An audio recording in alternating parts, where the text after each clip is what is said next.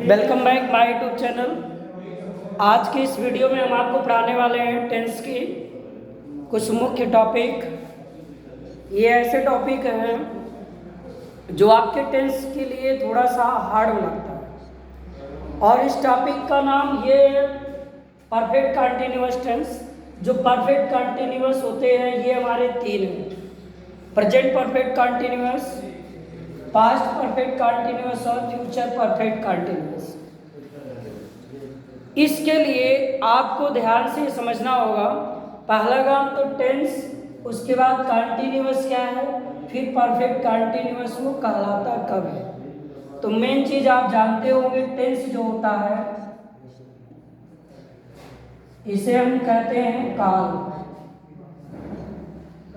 काल क्या है? जब कोई घटना या कोई कार्य के घटित होने का हमें जानकारी मिलता है, तो जिसके माध्यम से हमें ये कार्य या घटना के घटित होने की जानकारी प्राप्त होती है उसी को हम टेंस कहते हैं, अर्थात उसे हम टेंस की संज्ञा देते हैं।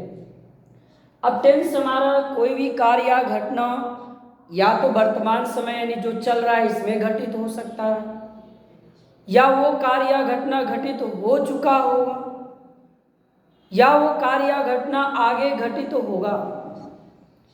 यानी एक वर्तमान, एक भूतकाल और एक भविष्यकाल, तीन इसके मुख्य हैं, यानी प्रेजेंट,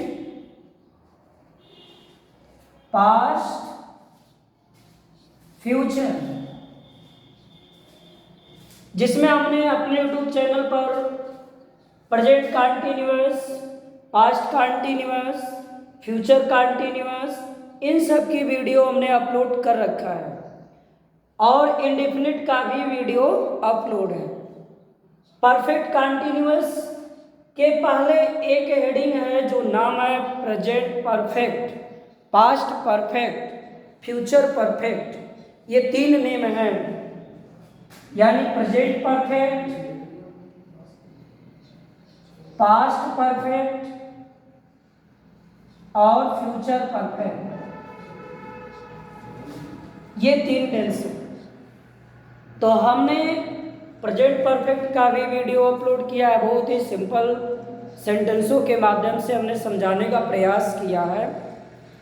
पास्ट परफेक्ट का भी वीडियो अभी हाल ही में अपलोड हुआ, उसके दो पार्ट है, एक पार्ट बहुत पहले अपलोड किया जा चुका है। आज की इस वीडियो में हम पढ़ाने वाले हैं आपको परफेक्ट कंटिन्यूअस के तीनों, जिसके बारे में हम आप जरूर थोड़ा सा प्रयास करेंगे तो आसान हो जाएगा। देखिए, कंटिन्यूअस की पहचान है रहा, रही, रहे। अगर हमारे सेंटेंस के वाक्यों के अंत में इनका अवलोकन करने को मिलता है तो यह हमारे कंटिन्यूअस कहलाएंगे। और हमने ये भी बता रखा है, अगर इसके अंत में है, वो, हूँ आता है तो ये हमारे प्रेजेंट कंटिन्यूअस कहलाएंगे। यदि था, थे, थी आता है तो ये हमारे पास्ट कंटिन्यूअस कहलाएंगे। और यदि ये गा, गे, गी के साथ संपन्न होता है तो इसे हम फ्यूचर कंटिन्यूअस कहेंगे। थोड़ा सा इसके आगे एक और पढ़ना है कि जब सेंटेंस में रहा, रही के साथ साथ समय का अवलोकन हो, यानी समय दे दिया हो, तो वहाँ पर परफेक्ट कंटिन्यूअस का बोध होता है। जैसे एक सेंटेंस हम राइट करते हैं, सेंटेंस हमारा है तुम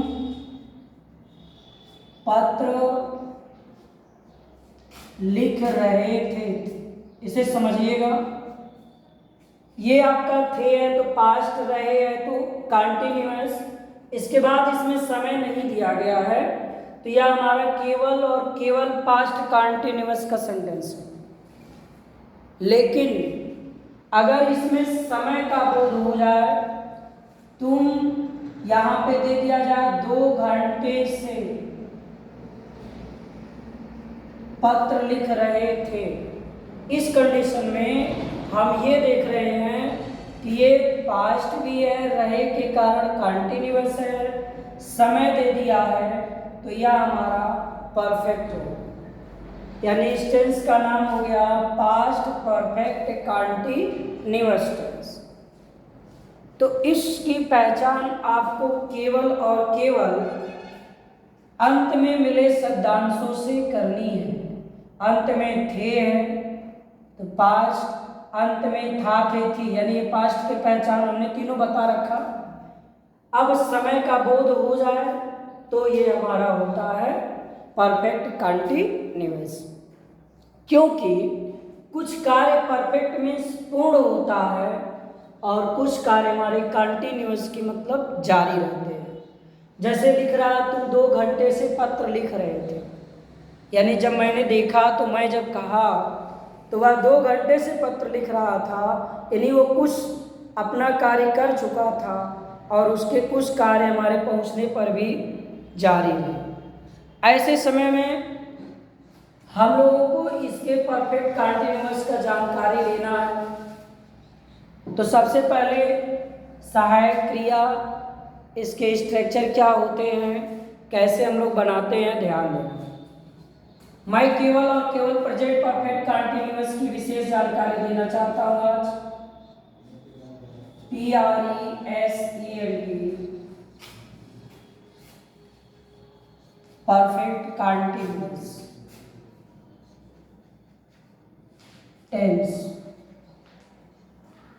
प्रेजेंट परफेक्ट कंटिन्यूअस टेंस में क्या होता है, अभी हमने बताया है रहा नहीं रहेगा, समय दिया रहेगा, प्रेजेंट है तो अंत में है हो हूँ रहेंगे। अब जैसे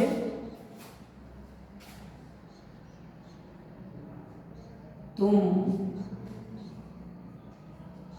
2 घंटे से पत्र लिख रहे हो, देखिए है वो उनको प्रेजेंट कहते हैं, रहे रहा रही है तो कंटिन्यूअस कहते हैं, कोई कार्य हो रहा है तो ये टेंस हो गया, समय दे दिया तो परफेक्ट हो गया। समय को ही परफेक्ट कंटिन्यूअस की श्रेणी दी जाती है। अब क्या करेंगे हम लोग, इसका ट्रांसलेशन करेंगे। सबसे पहला काम, अगर ये से की इंग्लिश 2 शब्दों से बनती है, एक तो सिंस और दूसरा फॉर। सिंस का यूज तब करेंगे जब समय का नाम दिया, समय का क्या दिया हो, नाम दे दे समय। जैसे यहाँ 2 घंटे दिए गए, नाम नहीं पता है, जैसे कहते 2 आदमी आ रहे हैं तो 2 आदमी आ रहे हैं, कौन आ रहा है नहीं पता है।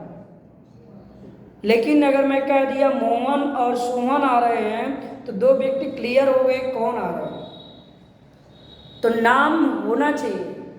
2 घंटे यहाँ का दिया गया, लेकिन समय ये नहीं बताया गया 2 घंटे कब से, 10 बजे से, 4 बजे से, 6 बजे से, ऐसा कोई इसमें वर्णन नहीं किया गया है। तो इस कंडीशन में हम लोग फार का प्रयोग करते हैं। समय का नाम न हो, समय का सही ज्ञान कह दीजिए, सही ज्ञान न होने पर, समय का सही ज्ञान अगर नहीं हो रहा है तो हम लोग फार लगाएंगे, और सही ज्ञान हो रहा है तो सिंस लगाएंगे। और थोड़ा सा ध्यान देना है, प्रेजेंट परफेक्ट टेंस की सहायक क्रिया हैज हैव के साथ बीन, फिर वर्ब का फर्स्ट फॉर्म में आईएनजी। अब हम लोग बनाएंगे पहले क्या, तुम पत्र लिख रहे हो, इसकी इंग्लिश बनाया जाएगा। तो चूंकि परफेक्ट कंटिन्यूअस है तो सहायक क्रिया को ध्यान में रखना है, तो यहां लिखेंगे यू। अब चूंकि थोड़ा सा इसका रूल ध्यान में होना चाहिए, he she it, he she it और सिंगुलर सब्जेक्ट,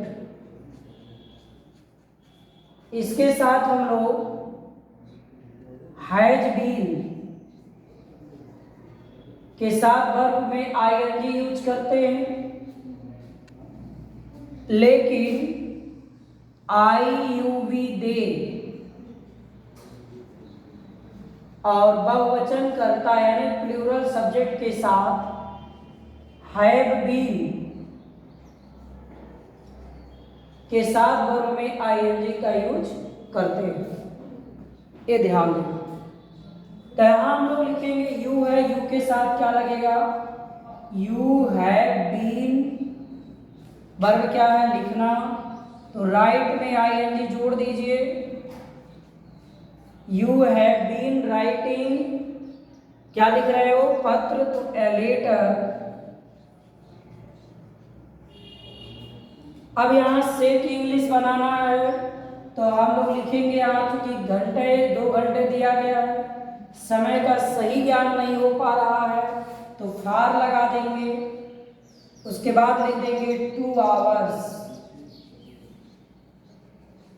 कुछ लोग इसको हावर पढ़ते हैं जो पूर्णतया गलत है, एच इसमें साइलेंट है, इसको आवर हम लोग पढ़ते हैं। दूसरा ट्रांसलेशन हो जाए, रवि 5 बजे से अपना पाठ याद कर रहा है।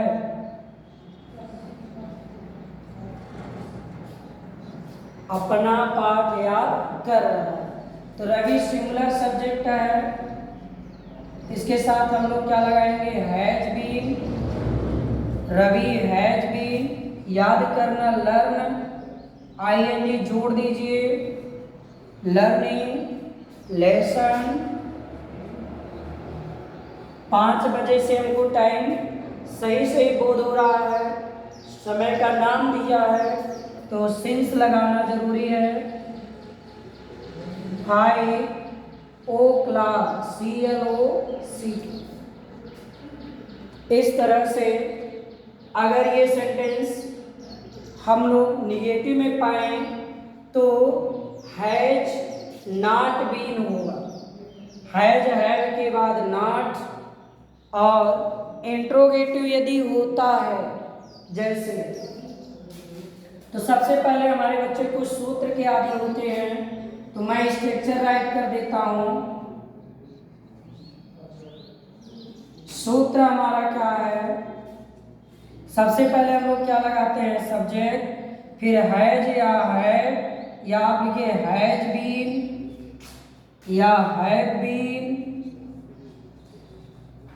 प्लस वर्ब का फर्स्ट फॉर्म, इसी में हम लोग क्या है लगाते हैं ING, plus object, plus since या फॉर, प्लस अदर वर्ड की श्रेणी में सब आ जाएगी। इतने चीजों को हमें सूत्र में ध्यान रखते हुए अनुवाद करना है।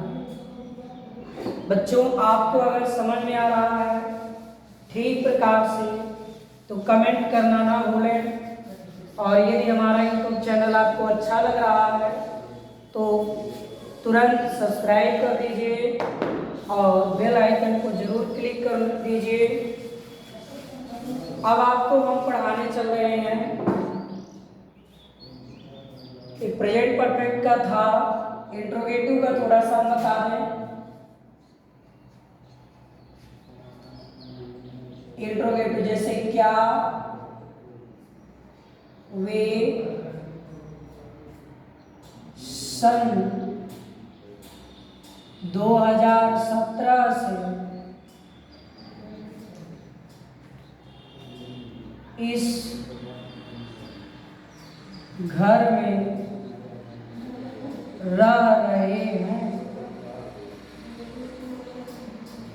अब हमने आपको बताया है आज तक जब भी कोई सेंटेंस हो, यदि उस सेंटेंस के शुरुआत में क्या शब्द आता है तो उसकी इंग्लिश वाट नहीं लिखी जाती है, उसके इंग्लिश हम लोग सहायक क्रिया से ही बना लेते हैं। जैसे यहाँ पर क्या शब्द आया है तो इस सेंटेंस की सहायक क्रिया हम लोग याद रखेंगे, वे है, तो इसके लिए हैव यूज किया जाएगा हेल्पिंग वर्ब के रूप में। तो यहाँ हम लोग का सबसे पहले हैव लिखेंगे, इसके बाद सब्जेक्ट हैव दे, इसके बाद चूंकि हैज बीन एक साथ होता है, जब हैव चला गया तो सब्जेक्ट के बाद बीन बचेगा, हैव दे बीन। इसके बाद हम लोग ये देखेंगे इसमें क्या हो रहा है, कौन सा काम, रहने की बात हो रही है तो living LIVING, have they living इस घर में, इन दिस हाउस,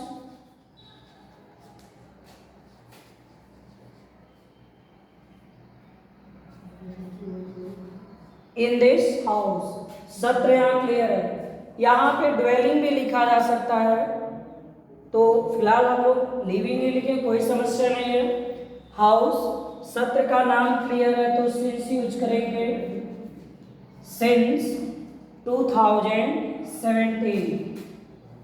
2017 लास्ट में साइन ऑफ इंट्रोगेशन। अगर हम पूरा सेंटेंस सही ट्रांसलेट करते हैं, इंट्रोगेशन साइन नहीं लगाते हैं तो नंबर फुल नहीं मिलता है, गलत माना जाता है। तो इस तरह से आप प्रेजेंट कंटिन्यूअस में हैव बीन के साथ पास्ट परफेक्ट कंटिन्यूअस होगा, सारी चीजें यही रहेंगी, केवल हैड बीन सभी कर्ताओं के साथ यूज किया जाएगा, बाकी रूल सब सेम है। और फ्यूचर में विल हैव बीन और शैल हैव बीन, इनके सहारे हम लोग ट्रांसलेशन करते हैं। तो आपके समझ में यदि आ गया तो कर सकते हैं। नेक्स्ट वीडियो में हम दोनों टेंस के रिलेटेड जानकारी देंगे। तब तक के लिए धन्यवाद और शुभ आशा।